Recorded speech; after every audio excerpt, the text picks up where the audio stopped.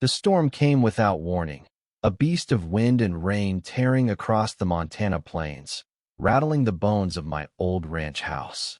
I was alone, as always, sipping coffee on the porch when I saw him, a figure stumbling through the downpour, soaked and trembling like a lost calf. My heart clenched. No one should be out in this, not even a stranger. I'm Caleb Whitaker, a man carved from the hard earth of this land, running a cattle ranch that's been in my family for 3 generations.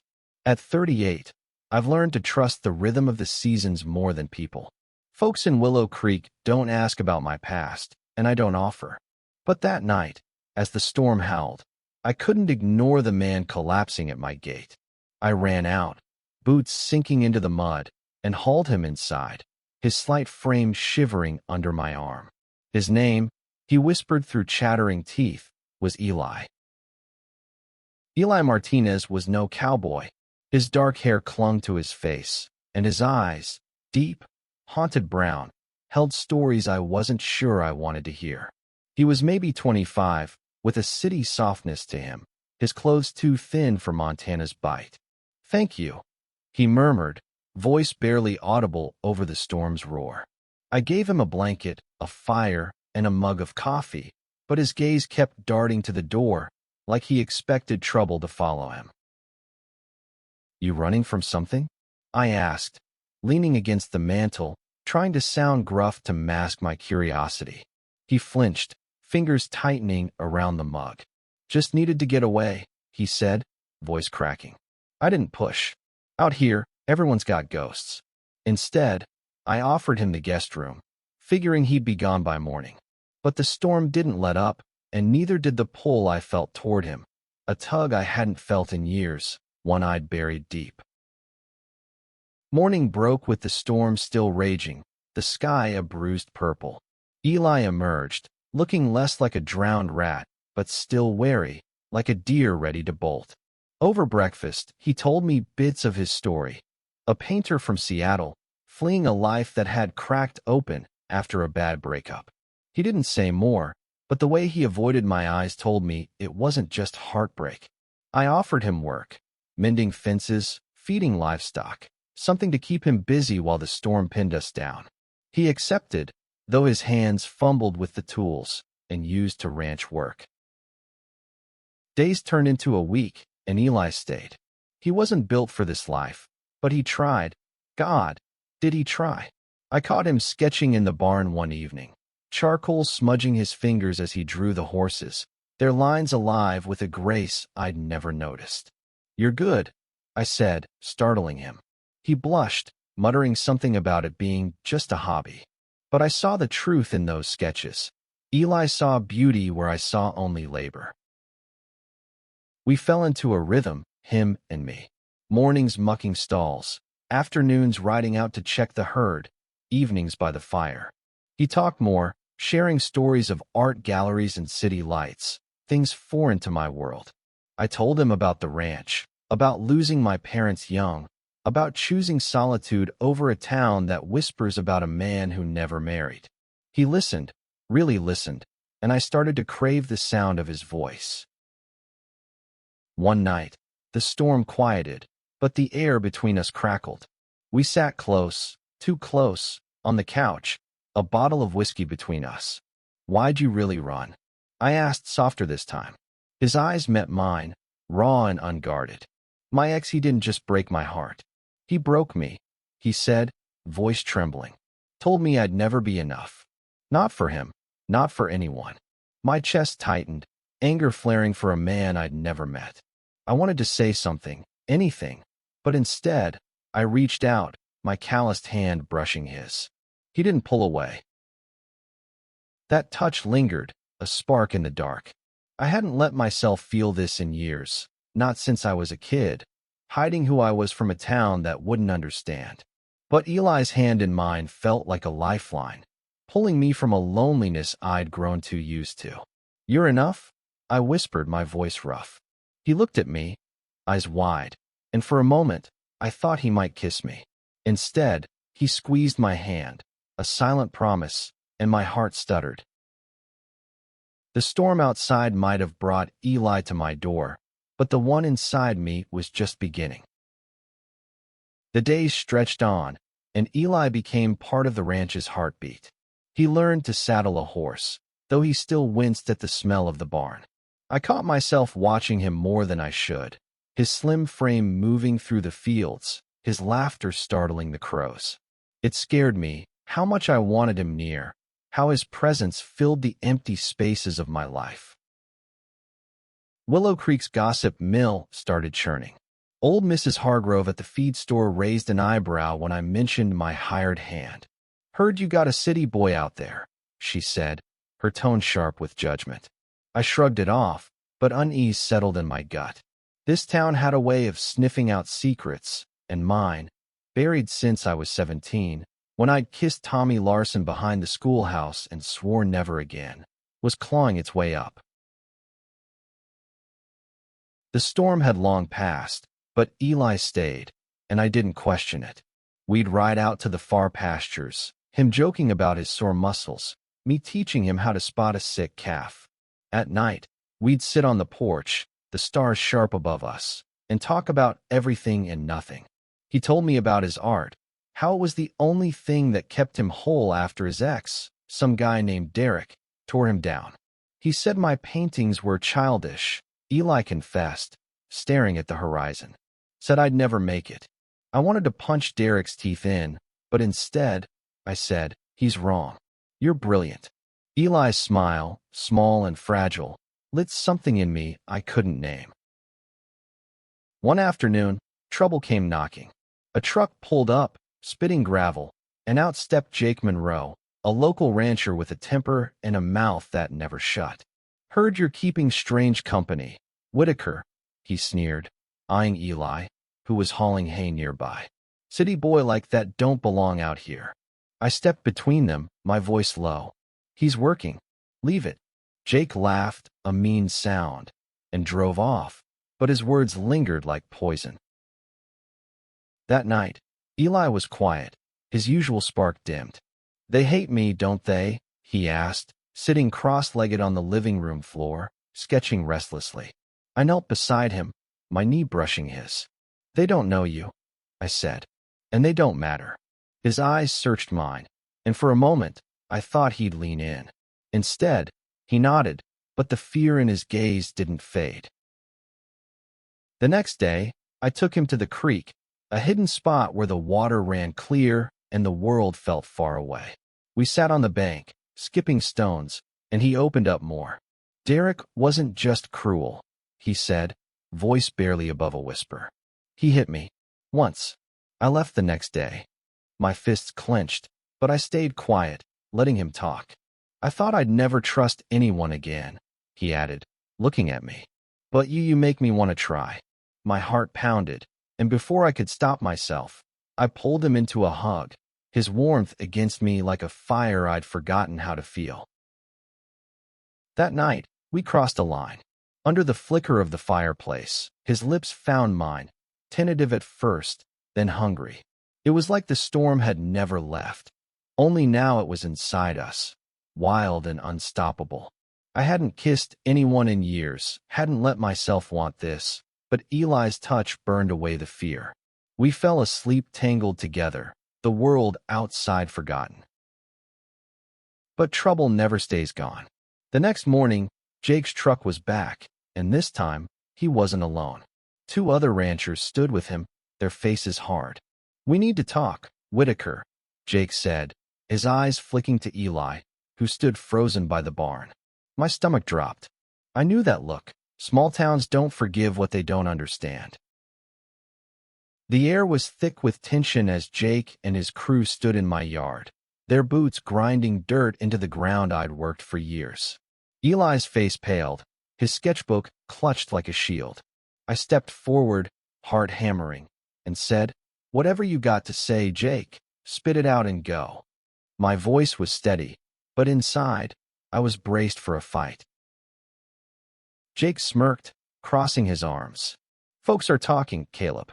Saying you're getting too cozy with that boy. This ain't San Francisco. We got standards here." The others nodded, their eyes cold. Eli shrank back, and I felt a protective rage flare. He's my hired hand, I snapped. You got a problem with who I employ? Take it up with the law. Jake's laugh was cruel. Ain't about the law. It's about what's right. You want to keep your place in this town, you'll send him packing. I glanced at Eli, his eyes wide with fear, and something in me snapped. I'd spent my life hiding, swallowing my truth to fit in, but I couldn't do it anymore. Not with him standing there, looking like he'd break if I didn't stand up. He stays, I said, voice like iron. You don't like it, that's your problem. Jake's face darkened, but he backed off, muttering threats as they climbed into the truck and peeled out. Eli was shaking when I turned to him. I'm sorry, he whispered. I'm causing you trouble. I grabbed his shoulders, forcing him to meet my eyes. You're not the problem. They are. His lip trembled, and I pulled him close, feeling his heartbeat against mine. I'm not letting you go, I said, and I meant it, more than I'd meant anything in years. The next few days were quiet, but the town's whispers grew louder. At the general store, conversations stopped when I walked in. A note was left on my gate. Fags don't belong here. I burned it before Eli could see, but the weight of it sat heavy on my chest. I started teaching him to shoot, just in case, though his hands shook holding the rifle. I don't want to cause a war, he said, voice small. I cupped his face, thumb brushing his cheek. You're worth fighting for, I told him, and his eyes softened, a spark of hope breaking through. We kept working, kept living, but the ranch felt like a fortress under siege. Eli painted more, his art turning darker. Storm clouds, broken fences, a lone figure in a field. One evening, he showed me a portrait of me, my face weathered but kind, the ranch glowing behind me. This is how I see you, he said, voice thick. Like you're holding up the world. I kissed him then, slow and deep, pouring everything I couldn't say into it. But the peace didn't last. Late one night, headlights swept across the yard. I grabbed my shotgun, heart pounding, and found Eli already awake, his face pale. Stay inside, I ordered, but he followed me out, clutching a kitchen knife. It was Jake again, drunk and belligerent, with a couple of buddies. We warned you, Whitaker, he shouted, tossing a rock through the barn window. Glass shattered, and Eli flinched. I raised the shotgun, not aiming but ready. Get off my land, I growled. They laughed, but they left, their taunts echoing in the dark. The next morning, Eli was packing. I can't let you lose everything, he said, voice breaking. This ranch, this life, it's who you are. I grabbed his bag, tossing it aside. You're wrong, I said fiercely. You're who I am now.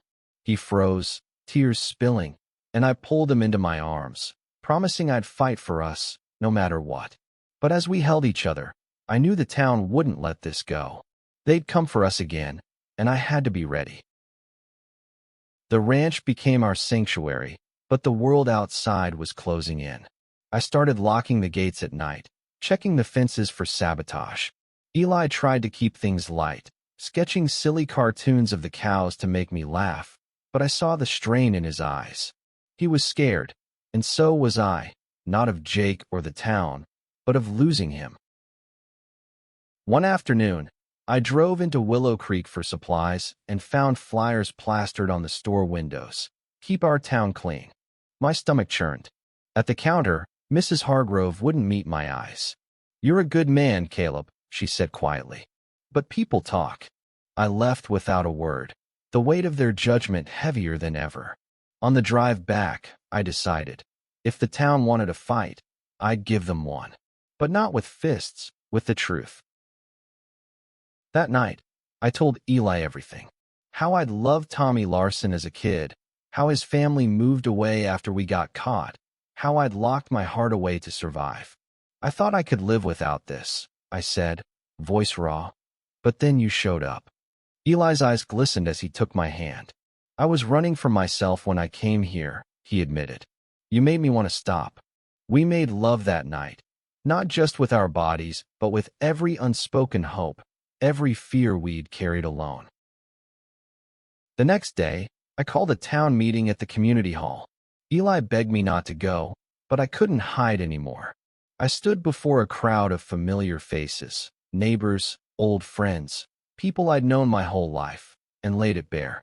"I'm gay," I said, voice steady despite the gasps. "And Eli's with me. If you can't accept that, you don't accept me." Silence hung heavy. Then Jake stood, spitting venom about sin and disgrace. But then Mrs. Hargrove stood too, her voice shaking. "Caleb's one of us. Always has been. Let him live." A few others nodded, and though Jake stormed out, I felt a crack in the wall of hate. Back at the ranch, Eli was waiting, his face pale with worry.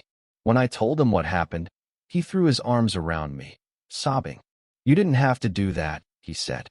"Yes, I did," I replied. "For us. We spent the night planning, not just to survive, but to thrive. Eli wanted to open an art studio, maybe teach kids to paint.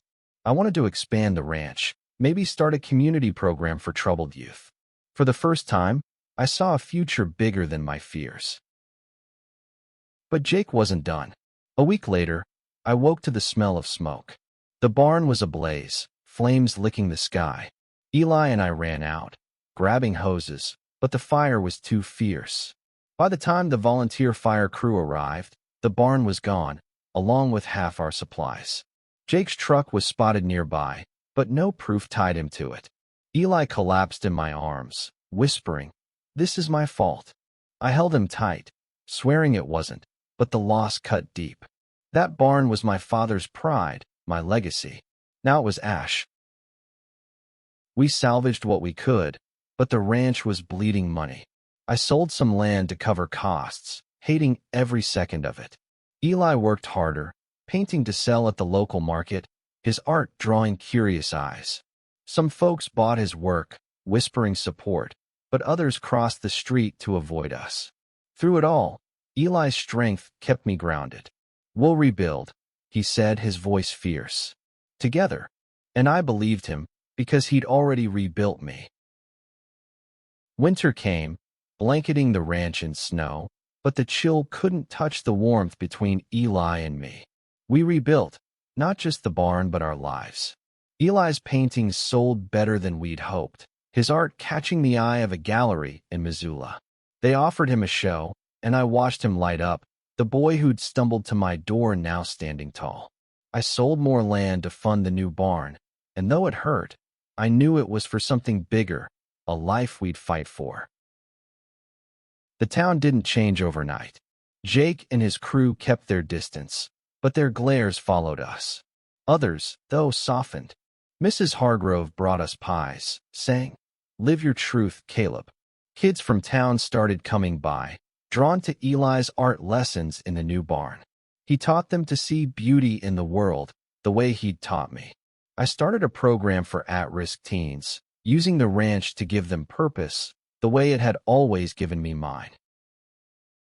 One spring evening, Eli took me to the creek, his sketchbook in hand. "I've got something for you," he said, voice shy. He handed me a painting, a vibrant scene of the ranch, with me at its heart, strong and whole, Eli beside me, our hands linked. "This is us," he said, eyes shining. "This is home." I couldn't speak, my throat tight with love. I kissed him there, under the budding willows, knowing I'd found my forever. Years later, the ranch thrived, not just as a business, but as a haven. Eli's studio became a beacon, drawing artists from across the state. The teen program grew, saving kids who reminded me of myself, lost, scared, but full of potential. The town never fully embraced us, but enough did to make it home. Jake moved away, his hate no match for our resilience. Eli's gift wasn't just his love, though that was everything. It was the courage he gave me to be myself, to stand tall in a world that tried to break us. The storm that brought him to my door had long passed, but its echoes shaped us. Two men, scarred but unbroken, building a life from the ashes of fear. And every night, as we sat on the porch, his hand in mine, I knew I'd shelter him forever, just as he'd saved me.